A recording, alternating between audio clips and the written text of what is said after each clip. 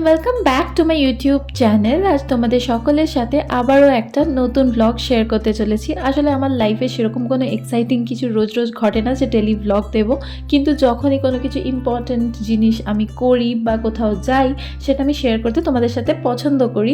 আর in fact এটা আমার একটা মেমোরি কালেকশনও বলতে পারো। অনেক টাইম পর যখন আমি নিজেই এগুলো দেখি তখন আমারও বেশ মনটা ভালো লাগে। এতে লেট মি টেল ইউ কি তোমরা যে ব্লগটা এখন দেখছো এটা হচ্ছে আমার ওয়েডিং শপিং সিরিজ থেকে। এছাড়াও শপিং থেকে শুরু করে প্রত্যেকটা event A to Z in detail আমি আমার চ্যানেলে ফুল লেন্থ ব্লগের মাধ্যমে শেয়ার করব আর শর্টসও আপলোড করব। তোমরা আমার যে ফ্যামিলি মেম্বার্স যারা আমার শর্টস দেখতে পছন্দ করো তারা অবশ্যই আমার চ্যানেলটা চেক আউট করতে পারো। আমি পার্ট বাই পার্ট সব কিছু শ্যুট করে রেখেছি আর আমার ফোনটা পুরো জাম হয়ে পড়ে আছে। ইনফ্যাক্ট আমি আউট অফ স্টোরেজ রান করছি, তো সব কিছু আমি শেয়ার করব। Just stay tune to my channel and have some patience please, it's just a request. আর এই ব্লগটা স্পেশাল কারণ কি তোমরা দেখে হয়তো বুঝতেই পারছো এতক্ষণে যে আমরা চলে গেছিলাম আমার বিয়ের মেন শপিং করতে, মানে শাড়ি শপিং করতে। এছাড়া শাড়ি লেহেঙ্গা যেগুলো যেগুলো আমি মেন ডেজগুলোতে পরবো সেগুলোই আমি দেখছিলাম। তো আমরা কিছু বেনারসি দেখলাম, আমরা অনেকগুলো দোকান দেখেছিলাম। প্রত্যেকটা লোকেশন আমি নিজেও জানি না, বাবার সাথে গেছিলাম তাই জন্য সব লোকেশনসগুলো আমার মনেও নেই আর প্রত্যেকটা দোকানের নামও আমার মনে নেই। বাট আমরা অনেক শাড়ি দেখেছি আর খুব সুন্দর সুন্দর কালেকশন আছে। বাট আই মাস্ট সে কি যে তোমরা যারা অ্যাফোর্ডেবল প্রাইসের মধ্যে সমস্ত বাজার কমপ্লিট করতে চাও ওয়েস্ট বেঙ্গলের মধ্যে, দেন গো ফর বারা বাজার ইন কলকাতা। একটু ডিফিকাল্ট হবে কারণ কি আমরা হোলসেলে নিই না, সেরকম আইডিয়া নেই বা খুব ফ্রিকুয়েন্টলি ভিজিট করি না। বাট তোমরা যদি একটু টাইম রেখে দু চারটে দোকান দেখে দেখে নিতে পারো তাহলে কিন্তু খুবই ভালো হয় আর খুবই কম দামে, মানে নর্মাল যেটা তোমরা নিজেদের লোকাল স্টোরস থেকে পাবে তার থেকে কম্পারেটিভলি অনেক কম প্রাইসে আর অনেক সুন্দর কোয়ালিটির জিনিস পাবে। মানে এতটাই সুন্দর, মানে কাপড় থেকে শুরু করে প্রত্যেকটা জিনিস আমার কমপ্লিটলি খুবই ভালো ছিল। আর সবাই যতজন দেখেছে সবাই তারিফও করেছে, সবাই অনেক প্রশংসা করেছে, প্রত্যেকটা জিনিস ভালো ছিল আর কোয়ালিটি অফ দ্য ম্যাটেরিয়ালও খুবই ভালো।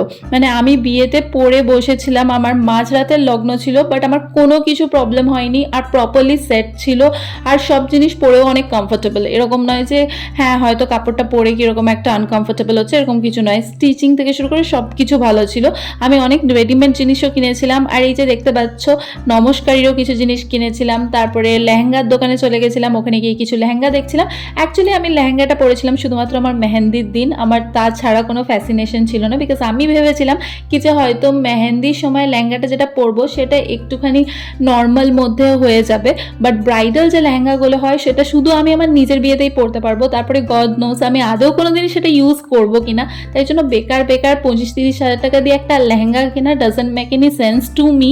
যাদের এটা পার্সোনাল কোনো প্রেফারেন্স থাকে বা কারোর ইচ্ছা থাকে বা কারোর ড্রিম ডিজায়ার থাকে তারা অবশ্যই ট্রাই করতে পারে, বাট আমার সেরকম কিছুই ছিল না তাই জন্য আমি নিইনি। আমি বিয়ে রিসেপশন দুটোতেই শাড়ি নিয়েছিলাম আর আমি প্রচুর সুন্দর সুন্দর শাড়ি নিয়েছি। কিছু কিছু শাড়ি আমি নর্মাল ওয়্যার ক্যারি করার জন্য বা অফিস ওয়্যার সেই হিসেবেও নিয়েছিলাম, বিকজ ইন ফিউচার আমাকে সেগুলোর জন্যও ভেবে রাখতে হতো। তো বেকার বিয়ের সময় প্রচুর শাড়ি কিনে নিলাম যেটা শুধুমাত্র অকেশনে পরতে পারবো আর বাকি দিনগুলো পরার মতো কিছু নেই, সেগুলো পরে তো আর আমি অফিস যেতে পারবো না। তাই জন্য আমি সব রকম মিলিয়ে মিশিয়ে শপিং করেছিলাম। আর তার ছাড়াও আমাদের অনেক নমস্কারই দেওয়ার ছিল, মানে মেয়েদের বাড়ি থেকে ছেলেদের বাড়ি থেকে সব কিছু যা যা সেই দিনের মধ্যে পসিবল হয়ে উঠেছিল সেগুলো আমরা করেছিলাম। বিকজ আমার যেহেতু একটা অন্য স্টেটে, কমপ্লিটলি একটা ডিফারেন্ট স্টেটে বিয়ে হচ্ছিল, তাই জন্য ওদের জন্য পসিবলও ছিল না কি যে সব কিছু নিয়ে আসবে। তো তার ফলে ম্যাক্সিমাম বাজারটাই আমরা কলকাতা থেকে কমপ্লিট করেছিলাম, বাকি যা পেন্ডিং ছিল সেগুলো লোকাল স্টোরস থেকে নিয়ে নেওয়া হয়েছিল। That is the only reason কি আমাদের অনেক টাইম লেগেছিল শপিং করতে আর একদিনে কুলোয়নি, মানে বারে বারে যেতে হয়েছিল। আর এই যে সুন্দর সুন্দর শাড়িগুলো দেখছিল এগুলোর মধ্যে কিছু কিছু আমি নিজেও নিয়েছি আর কিছু কিছু মাসি পিসি বাকি সমস্ত রিলেটিভস, আর তাছাড়া অনেকগুলো দিতেও হয় না, মানে যারা যারা ডিফারেন্ট রিচুয়ালসগুলো পারফর্ম করে আলাদা আলাদা, কেউ হয়তো খই বানানো, পায়েস বানানো, আরও কি কিছু কিছু আছে আমি এক্স্যাক্টলি বলতে পারছি না, এগুলো মায়ের ডিপার্টমেন্ট, মাই দেখাশোনা করে। তো সেগুলোর জন্য অনেক মিসলেনিয়াস শাড়ি কিনতে হতো, তো সেগুলো আমরা কিনে নিয়েছিলাম। তারপরে তো অনেক পুজোর সময়তে বারে বারে চেঞ্জ করে বসতে হয়, তার জন্য অনেক ছাপা শাড়িও লাগতো, তো সেগুলোও সব নিয়েছিলাম। অনেক বেনারসি দেখেছি, আর আমি আমার বেনারসি নিয়েছি, তাছাড়াও আমাদের কালী মায়ের বেনারসি নিয়েছি। আমার মা মানসিক করেছিল, তো ওটা বিয়ের পরে কালী মায়ের পুজো দেওয়া হয়েছিল, সেই দিন ঠাকুরকেও এই শাড়িটা পরানো হয়েছিল। তো ওটারও একটা শর্ট ভিডিও আমি ক্যাপচার করে তোমাদের সাথে শেয়ার করে দেবো, তো সেটাও তোমরা দেখতে পারো যে মাকে কেমন লাগছিল বেনারসি পরে। আমাকে তো তোমরা আমার বিয়ের ভিডিওতে দেখতে পারবে, বাট মাকে, কালী মাকে কেমন লাগছিল সেটা তোমাদের দেখা উচিত, তাই না? আমি যখন বললাম এই ব্যাপারটা, তো অবশ্যই আমি শেয়ার করে দেবো মনে করে। আর ওটার যে লিঙ্কটা থাকবে সেটা আমি আমার ডেসক্রিপশন বক্সে পরে এডিট করে আপলোড করে দেবো, তো তোমরা একটু চেক আউট করে নিও। আর যারা আমার চ্যানেলে রয়েছো, আমার ফ্যামিলি মেম্বার্স, তারা তো অবশ্যই আমি আমার শর্টস আপলোড করলে তোমাদের কাছে নোটিফিকেশন যায়, তো তোমরা ওখান থেকে চেক করে নিতে পারো। আর হ্যাঁ, তোমরা কারা কারা আছো যারা সিল্কের শাড়ি পরতে পছন্দ করো, আমাকে একটু কমেন্ট করে জানিও তো। আসলে ইদানিং না আমার সিল্কের শাড়ির প্রতি একটা আলাদাই ভালোবাসা জন্মেছে। মানে আমি শাড়ি পরতে খুব একটা ভালো পারি না, তাঁত তো পরতেই পারি না। এত সময় লাগে আমার শাড়ি পরতে যে আমার লাস্টে মনে হয় কি যে ভাই চুড়িদার কুর্তি কিছু একটা পরে বেরিয়ে গেলেই হতে পারতো। মানে অনেক কষ্টে সৃষ্টে পরি, বাট পরার পরে কিন্তু ফটো ভিডিও তুলতে বেশ ভালো লাগে। শাড়ি পরে স্টাইল করব, ক্যাট মারবো, এইসব বেশ ভালো লাগে, কিন্তু শাড়ি পরার আগে যে মেহনতটা করতে হয় সেটা করতে আমি একদমই রাজি নই।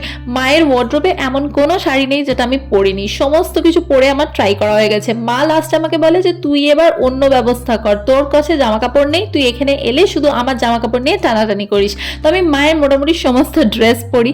এইসব গল্প করতে করতে দেখতেই পাচ্ছ যে আমার অলরেডি শপিং হয়ে গেছে। তো এই দোকানটার থেকে আমরা প্রচুর জিনিস কিনেছিলাম।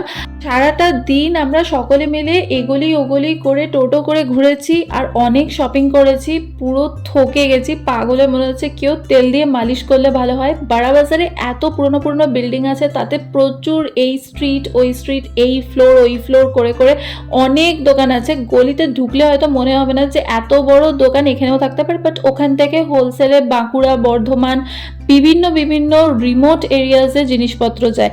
আর এই যে ফ্রেন্ডটা দেখছো, এই ফ্রেন্ডটা আমার কলেজ ফ্রেন্ড, ও আমাকে অনেক হেল্প করেছে, বিকজ ওর কিছু চেনা পরিচিত ছিল। লাস্টে ও নিজেই চলে এসেছিল, যে ও আমাকে যেরকম ভাবে গাইড করে দিয়েছিল সেই দোকান থেকে আমি সবকিছু ঠিকঠাক নিয়েছি কিনা, আরো কিছু হেল্প লাগবে কিনা। বাই দ্য ওয়ে বলতে বলে গেছিলাম যে ওই যে তাঁতের শাড়ি, ওগুলো একটা সেপারেট দোকান যেখানে শুধুমাত্র তাঁতের শাড়ি বিক্রি করে। ওদের কালেকশন জাস্ট ওয়াও, এত সুন্দর সুন্দর তাঁতের শাড়ি, প্রত্যেকটা এজ গ্রুপের জন্য শাড়ি ছিল। তো নমস্কারিতে জেনারেলি তো সমস্ত শাড়ি একই জনের জন্য বা একই এজ গ্রুপের লোকের জন্য হয় না, অনেকটা এজেড, কেউ মিডল এজেড, আর কেউ ইয়াং, সবার জন্যই লাগে। তো আমি বলবো কি যে তোমরা যদি তাঁতের শাড়ি, ভালো কোয়ালিটির তাঁতের শাড়ি কিনতে চাও তো অবশ্যই এই দোকানগুলো চেক করতে পারো। একদম ঢুকতেই যে দোকানগুলো আছে সেগুলো হয়তো অতটা ভালো হবে না, বাট একটু যদি তোমরা নিজেরা ইনিশিয়েটিভ নিয়ে এক্সট্রোভার্ট হয়ে এদিক ওদিক লোককে জিজ্ঞেস করতে করতে যাও, তাহলে কিন্তু প্রচুর কালেকশনস পাবে। যেগুলোর থেকে আমরা কিনেছি সেগুলো কিন্তু আমরা পার্সোনালি কাউকেই চিনতাম না। আমরা কিন্তু ওখানে গিয়ে just window shopping kind of, একে ওকে তাকে জিজ্ঞেস করতে করতে, দেখতে দেখতে, অনেকগুলো দোকান ঘুরতে ঘুরতে এত কিছু পেয়েছি।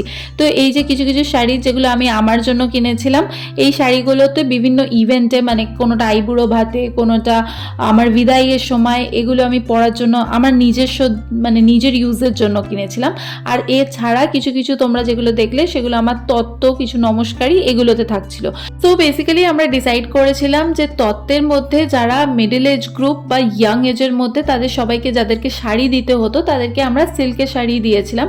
আর তাছাড়া যারা একটু aged members of the family, তাদের জন্য আমরা তাঁত রেখেছিলাম, বিকজ তাঁত একটা আলাদাই আভিজাত্য ক্যারি করে, ওটার মধ্যে একটা আলাদাই এসেন্স থাকে। তো মা বলেছিল ওটা বেটার লাগবে। আর এই যে বেনারসি শাড়িগুলো দেখছো, এই বেনারসিটা হচ্ছে যেটা আমরা কালী মায়ের জন্য সিলেক্ট করেছিলাম। আর কালী মাকে এটা পরে কেমন লাগছে আমায় কমেন্ট করে অবশ্যই জানিও। আর এই কালারটা ছিল আমার রিসেপশনের বেনারসি। কেমন হয়েছে একটু বলো তো? সবাই বলেছে ইউনিক হয়েছে, আমি কিন্তু একটু আলাদা রকমই পড়তে চেয়েছিলাম। আর এটা ছিল আমার ফাইনালি বিয়ের বেনারসি। বিয়েতে আমি টকটকে একটা লাল রং পরেছিলাম, লাল ছাড়া কিছু মানায় নাকি? আবার তোমরা কি বলো, লাল ছাড়া কিছু মানায়? হ্যাঁ, বাই দ্য ওয়ে যারা নতুন তারা অবশ্যই লাইক আর সাবস্ক্রাইব করে দিও। আজকের মতো আসি, টাটা।